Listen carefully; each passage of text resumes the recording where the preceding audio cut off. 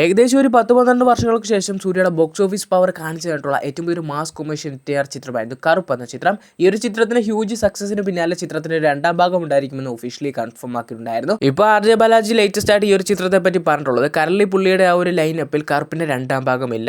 കറുപ്പിന്റെ രണ്ടാം ഭാഗം സംഭവിക്കും, പക്ഷേ സൂര്യയായിട്ട് വേറൊരു പ്രൊജക്ട് എല്ലാം ചെയ്തതിന് ശേഷം ഒരുപാട് താമസിച്ചായിരിക്കും കറുപ്പിന്റെ രണ്ടാം ഭാഗം ഉണ്ടായിരിക്കുക എന്ന് കൺഫേം ആക്കിയിരിക്കുകയാണ്. അർജുൻ നായകിനെ തിയേറ്റർ റിലീസിനെത്തുള്ള ഏറ്റവും പുതിയ ചിത്രമായിരുന്നു ബ്ലാസ്റ്റ് എന്ന ചിത്രം. ഈ ഒരു ചിത്രത്തിന്റെ സ്ട്രീമിംഗ് റൈറ്റ്സ് നെറ്റ്ഫ്ലിക്സ് സ്വന്തമാക്കിയിട്ടുണ്ട്. സ്ട്രീമിംഗ് വരുന്ന ജൂണിൽ ഉണ്ടായിരിക്കുമെന്ന് ഓൾമോസ്റ്റ് കൺഫേം ആണ്. ചിത്രത്തിൽ തമിഴ്നാട്ടിലും കേരളത്തിലും ഉൾപ്പെടെ മികച്ച റെസ്പോൺസ് നേടിയെടുക്കാൻ സാധിച്ചിട്ടുണ്ട്. ഈ ഒരു പോക്കാണെങ്കിൽ കേരളത്തിലും ഒരു ഹിറ്റ് സ്റ്റാറ്റസ് ഇടം പിടിക്കാനുള്ള ഹൈ ചാൻസസ് ഒക്കെ തന്നെയാണ് കാണുന്നത്.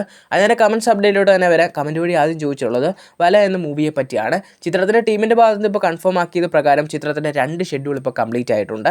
അടുത്തായി ചോദിച്ചുള്ളത് സൂര്യ 47ന്റെ റിലീസിനെ പറ്റിയാണ്. കരളി പടത്തിന്റെ ഷൂട്ടിങ്ങും പരിപാടികളൊക്കെ തന്നെ ഇപ്പോൾ നടന്നു പോവുകയാണ്. ഇവരുന്ന് ജൂൺ അവസാനത്തോടെ ചിത്രത്തിന്റെ ഷൂട്ട് കംപ്ലീറ്റ് ആക്കാനാണ് ചിത്രത്തിന് ടീം നിലവിൽ പ്ലാൻ ചെയ്തുകൊണ്ടിരിക്കുന്നത്. അങ്ങനെ ചിത്രം അടുത്ത വർഷം പൊങ്കൽ റിലീസായിട്ട് ചിത്രം തിയേറ്റർ റിലീസിലെത്തുമെന്ന് ഇപ്പോൾ ഓൾമോസ്റ്റ് കൺഫേം ആക്കിയിട്ടുള്ള ഒരു കാര്യം തന്നെയാണ്. അടുത്തായി ചോദിച്ചുള്ളത് ബ്രഹ്മാസ്ത്ര 2വിനെ പറ്റിയാണ്. ഇപ്പോൾ കറൻലി രൺബീർ കപൂർ അഭിനയിച്ചുകൊണ്ടിരിക്കുന്നത് രാമായണ ചിത്രത്തിന്റെ ഫസ്റ്റ് പാർട്ട് സെക്കൻഡ് പാർട്ടിലുമാണ്. ആ ഒരു ചിത്രത്തിന്റെ ഒരു ഫ്രാഞ്ചൈസിന് ശേഷം ബ്രഹ്മാസ്ത്ര 2 സംഭവിക്കുമെന്ന് ഇപ്പോൾ ഒഫീഷ്യലി കൺഫേം ആക്കിയിരിക്കുകയാണ്. അടുത്തായി ചോദിച്ചുള്ളത് സിംഗം 4 സംഭവിക്കുമെന്നാണ്. സിംഗം 4നെ പറ്റി പറയുകയാണെങ്കിൽ, സിംഗം ചിത്രത്തിന്റെ ഡയറക്ടറായിട്ടുള്ള ഹരി സൂര്യയുടെ അടുക്ക് സിംഗം ചിത്രത്തിന്റെ 4ാം ഭാഗത്തിന്റെ സ്ക്രിപ്റ്റും കൊണ്ട് ചെയ്തിട്ടുണ്ടായിരുന്നു. ബട്ട് സൂര്യയ്ക്ക് തന്നെ ബോറടിച്ചു തുടങ്ങി. ആ ഒരു ചിത്രത്തിൻ്റെ സീരിയസ് ആയിട്ട് ഇങ്ങനെ ചെയ്തുകൊണ്ട് മാത്രം ഇരിക്കുന്നു, വേറെ പ്രൊജക്റ്റ് ഒന്നും ചെയ്യുന്നില്ല എന്ന്. അപ്പോൾ ഹരിയോട് സൂര്യ പറഞ്ഞു നമുക്ക് വേറെ പ്രൊജക്റ്റ് ചിന്തിക്കാം, ഈ ഒരു സൂര്യ 4 ഇനി വേണ്ടെന്ന്. ബട്ട് ഹരിക്കതൊന്നും ഇഷ്ടപ്പെട്ടില്ലെന്ന് തോന്നുന്നു. ആ ഒരു പ്രൊജക്റ്റ് കുറച്ച് മാറ്റങ്ങളൊക്കെ എടുത്ത് വേറൊരു നടനെ വെച്ച് ചെയ്തിട്ടുണ്ടായിരുന്നു. പിന്നീടാണ് ഈ ഒരു ചിത്രത്തിൻ്റെ സിംഗം ഫ്രാഞ്ചൈസ് തന്നെ നിർത്തിയതെന്ന് എനിക്ക് തോന്നുന്നു. ഇനി അതിൻ്റെ ഒരു 4ാം ഭാഗം സംഭവിക്കുമെന്ന് തോന്നുന്നില്ല. ലാലേട്ടൻ നായകനെ തിയേറ്റർ റിലീസിനെത്തുള്ള ഒരു ചെറിയ മലയാള സിനിമയായിരുന്നു ദൃശ്യം 3 എന്ന ചിത്രം. ചിത്രം ഇപ്പോൾ വേൾഡ് ഏകദേശം 205 കോടി രൂപയ്ക്ക് അടുത്തോളം വേൾഡ് വൈഡ് കളക്ഷൻ കിട്ടിയിട്ടുണ്ടെന്ന് ഓൾമോസ്റ്റ് കൺഫേം ആക്കിയിരിക്കുകയാണ്. ദൃശ്യം 3 ചിത്രത്തോടെ ലാലേട്ടൻ്റെ ഗ്രാഫ് തന്നെ മാറിയിട്ടുണ്ട്. കാരണം ലാലേട്ടൻ്റെ കരിയറിലെ 5ാമത്തെ 100 കോടി ചിത്രവും 3ാമത്തെ 200 കോടി ചിത്രമായി മാറിയിരിക്കുകയാണ് ദൃശ്യം 3 എന്ന ചിത്രം. സൂര്യയുടെ ലീഡിൽ ആർ.ജെ. ബാലാജിയുടെ ഡയറക്ഷനിൽ പുറത്തിറങ്ങിയിട്ടുള്ള ഏറ്റവും പുതിയ ചിത്രമായിരുന്നു കറുപ്പ് എന്ന ചിത്രം. ചിത്രം 2 വീക്ക് കൊണ്ട് തന്നെ ഏകദേശം തമിഴ്നാട്ടിൽ നിന്ന് 140 കോടി രൂപയ്ക്ക് മുകളിൽ കളക്ട് ചെയ്തിട്ടുണ്ട്. കർണാടകയിൽ നിന്നാണ് 21 കോടി രൂപയ്ക്ക് മുകളിൽ കളക്ട് ചെയ്തിട്ടുള്ളത്. അങ്ങനെ ടോട്ടൽ വാല്യൂ ആയിട്ട് ചിത്രം 300 കോടി ക്ലബിൽ ഇടം പിടിച്ചിട്ടുണ്ടെന്ന് കൺഫേം ആക്കിയിരിക്കുകയാണ്. സൂര്യയുടെ കരിയറിൽ തന്നെ ആദ്യത്തെ 300 കോടി ചിത്രമായി മാറിയിരിക്കുകയാണ് കറുപ്പ് എന്ന ചിത്രം. ചിത്രത്തിന് ഇപ്പോഴും മികച്ച രീതിയിലുള്ള കളക്ഷനും പരിപാടികളൊക്കെ തന്നെയാണ് സംഭവിച്ചുകൊണ്ടിരിക്കുന്നത്.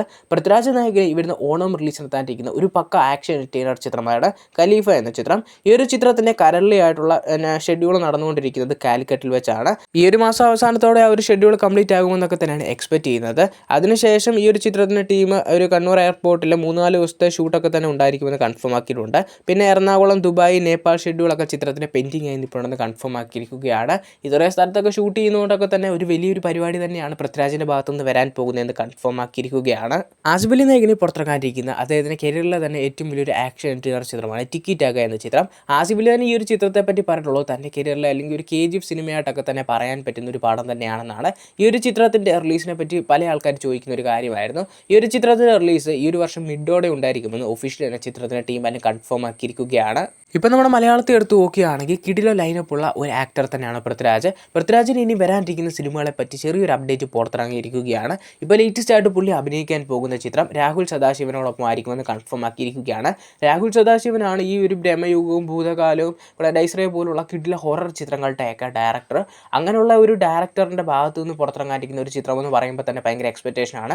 അതിനൊപ്പം തന്നെ ആ ഒരു ചിത്രത്തിൽ ഒടിയനായിട്ടായിരിക്കും പൃഥ്വിരാജ് എത്തുക എന്ന് കേട്ടപ്പോൾ തന്നെ അതിലും വലിയൊരു എക്സ്പെക്റ്റേഷൻ തന്നെ ആയിരിക്കുകയാണ്. ഈ ഒരു ചിത്രത്തിനെ പറ്റിയുള്ള കുറച്ച് അപ്ഡേറ്റുകൾ ചിത്രത്തിൻ്റെ ഭാഗത്തുനിന്ന് പുറത്തിറങ്ങിയിട്ടുണ്ട്. ചിത്രത്തിൻ്റെ ഷൂട്ട് പരിപാടികളൊക്കെ തന്നെ ഈ വരുന്ന ഓഗസ്റ്റ് മാസം തുടങ്ങുമെന്ന് ഒഫീഷ്യലി കൺഫേം ആക്കിയിരിക്കുകയാണ്. ഇതിനോടൊപ്പം തന്നെ ഈ ഒരു ചിത്രത്തിൻ്റെ റിലീസൊക്കെ ഒരു നെക്സ്റ്റ് ഇയർ സെക്കൻഡ് ഹാഫിലൊക്കെ തന്നെ എക്സ്പെക്ട് ചെയ്യാമെന്നും അപ്ഡേറ്റുകളൊക്കെ തന്നെ സൂചിപ്പിക്കുന്നുണ്ട്. എന്തായാലും ഈ ഒരു ചിത്രത്തിൻ്റെ ഒരു ഒഫീഷ്യൽ അനൗൺസ്മെൻറ്റ് വരുമ്പോൾ ഭയങ്കര രീതിയിലുള്ള പ്രതീക്ഷയും കാര്യങ്ങളൊക്കെ തന്നെയുണ്ട്. അപ്ഡേറ്റുകളൊക്കെ തന്നെ സൂചിപ്പിക്കുന്നത് ഈ ഒരു പടത്തിന് വേണ്ടിയാണെന്ന് സന്തോഷ് ട്രോഫി എന്ന ചിത്രമൊക്കെ ആയാലും ഉപേക്ഷിച്ചിട്ടുള്ളത്. അപ്പോൾ തന്നെ നമുക്കറിയാവില്ല ഈ ഒരു ചിത്രത്തിൻ്റെ ഒരു സ്കെയിലും പരിപാടികളും ഒക്കെ തന്നെ എന്തോരം വരുമെന്ന്. പൃഥ്വിരാജ് പോലുള്ള ആക്ടർ സന്തോഷ് ട്രോഫി എന്ന ചിത്രമൊക്കെ ഉപേക്ഷിച്ചിട്ട് ഈ ഒരു പടമൊക്കെ കമ്മിറ്റ് ആക്കണമെങ്കിൽ എന്തെങ്കിലും ഒരു പരിപാടി ഇല്ലാതിരിക്കില്ല. കാലം തെറ്റി ഇറങ്ങിയ സിനിമകളുടെ ലിസ്റ്റ് നോക്കുകയാണെങ്കിൽ ഒന്നാം സ്ഥാനം തന്നെ കിട്ടാൻ പറ്റുന്ന ഒരു പടമാണ് 24 എന്ന ചിത്രം. അന്തകാലത്തൊക്കെ ആ ഒരു പടം ഇറങ്ങിയിട്ട് ഇപ്പോൾ ഒരു കൾട്ട് സ്റ്റാറ്റസ് ഒക്കെ ഇടം പിടിച്ചിട്ടുള്ളൊരു പടം തന്നെയായിരുന്നു. ഇപ്പോഴൊക്കെ ആ ഒരു പടം ഇറങ്ങിയിരുന്നെങ്കിൽ ഒരു 10-200 ഇപ്പോൾ കറുപ്പിൻ്റെയൊക്കെ ഹ്യൂജ് സക്സസ് ശേഷം ആ ഒരു പടമൊക്കെ ഇറങ്ങിയിരുന്നെങ്കിൽ സൂര്യയുടെ കരിയർ ബെസ്റ്റ് കളക്ഷനൊക്കെ തന്നെ കിട്ടാവുന്നൊരു പടം തന്നെയായിരുന്നു. ഇപ്പോൾ 24 എന്ന ചിത്രത്തിന് ശേഷം വിക്രം കുമാറിനോടൊപ്പം തന്നെ ഏറ്റവും പുതിയ ചിത്രത്തിൽ സൂര്യ ഒന്നിക്കാൻ പോവുകയാണ്. ജനനായകൻ ടോക്സിക് പോലുള്ള ചിത്രങ്ങളൊക്കെ നിർമ്മാണ കമ്പനിയായിട്ടുള്ള KBN പ്രൊഡക്ഷൻസ് ആയിരിക്കും ചിത്രം നിർമ്മിക്കാൻ പോകുന്നത് ഓൾമോസ്റ്റ് കൺഫേം ആക്കിയിരിക്കുകയാണ്. ഒരു കൾട്ട് സൈഫൈ ത്രില്ലർ ചിത്രത്തിന് ശേഷം ആ ഒരു കോമ്പോയിൽ വീണ്ടും ഒരു ചിത്രം വരുമ്പോൾ ഭയങ്കര രീതിയിലുള്ള എക്സ്പെക്റ്റേഷനാണ്. ഹൈപ്പ് എക്സ്പെക്റ്റേഷനും കൂടെ മറ്റൊരു കാര്യം കൂടെ പുറത്തിറങ്ങിയിരിക്കുകയാണ്. ഇത് മിക്കവാറും സൂര്യയുടെ 50ാമത്തെ ചിത്രമാകാനുള്ള ഹൈ ചാൻസ് കാണുന്നുണ്ടെന്ന്. സൂര്യ 15 എങ്ങാനുമായിട്ട് ഈ ഒരു പടം അനൗൺസ് ചെയ്യുകയാണെങ്കിൽ അടുത്ത ഭയങ്കര രീതിയിലുള്ള ഒരു ഹൈപ്പ് തന്നെ ക്രിയേറ്റ് ചെയ്യാൻ സാധിക്കും. കാരണം അങ്ങനെ ഒരു കിടിലും എക്സ്പെരിമെൻ്റ് ഡയറക്ടറും സൂര്യയും വീണ്ടും ഒരു ചിത്രത്തിൽ ഒന്നിക്കുമ്പോൾ എക്സ്പെക്റ്റേഷനൊക്കെ സ്കൈ ലെവലാണ്. എന്തായാലും ഈ ഒരു ചിത്രത്തെ പറ്റിയുള്ള കൂടുതലായിട്ടുള്ളൊരു ഒഫീഷ്യൽ കൺഫർമേഷൻ അപ്ഡേറ്റ് ഉടനെ തന്നെ പുറത്തിറങ്ങുമെന്നാണ് പ്രതീക്ഷിക്കുന്നത്. എന്തായാലും ഈ ഒരു ചിത്രത്തിൻ്റെ കൂടുതലായിട്ടുള്ളൊരു ഒഫീഷ്യൽ കൺഫർമേഷൻ അപ്ഡേറ്റുകൾക്കായി കാത്തിരിക്കുക.